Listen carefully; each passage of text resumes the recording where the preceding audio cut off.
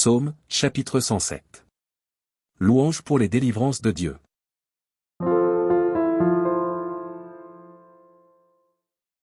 Louez l'Éternel, car il est bon, car sa miséricorde dure à toujours.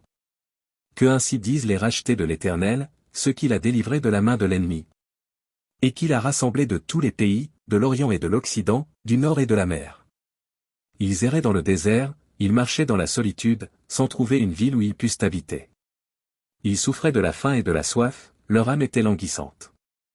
Dans leur détresse, ils crièrent à l'Éternel, et il les délivra de leurs angoisses.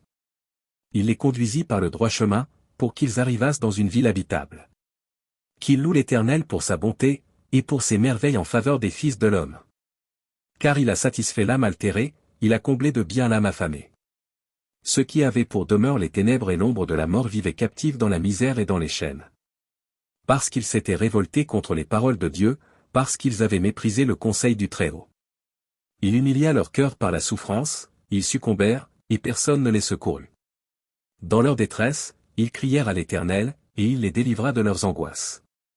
Il les fit sortir des ténèbres et de l'ombre de la mort, et il rompit leurs liens. Qu'ils louent l'Éternel pour sa bonté, et pour ses merveilles en faveur des fils de l'homme. Car il a brisé les portes d'airain, il a rompu les verrous de fer. Les insensés, par leur conduite coupable et par leurs iniquités, s'étaient rendus malheureux. Leur âme avait en horreur toute nourriture, et ils touchaient aux portes de la mort. Dans leur détresse, ils crièrent à l'Éternel, et il les délivra de leurs angoisses. Il envoya sa parole et les guérit, il les fit échapper de la fosse.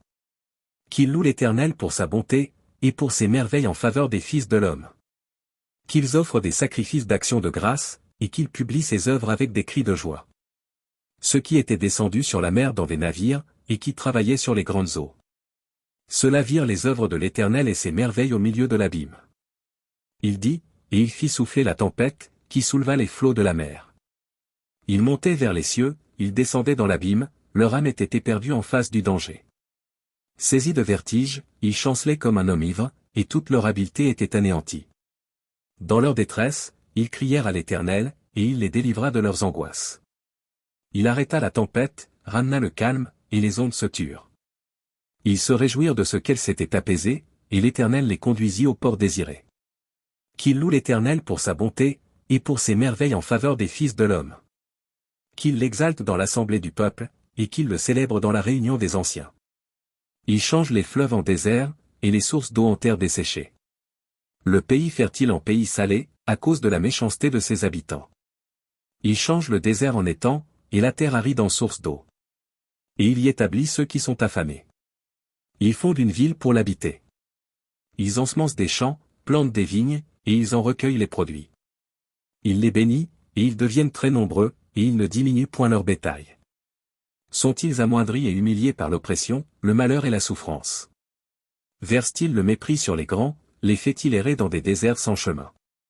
Il relève l'indigent et le délivre de la misère, il multiplie les familles comme des troupeaux. Les hommes droits le voient et se réjouissent, mais toute iniquité ferme la bouche. Que celui qui est sage prenne garde à ces choses, et qu'il soit attentif aux bontés de l'Éternel.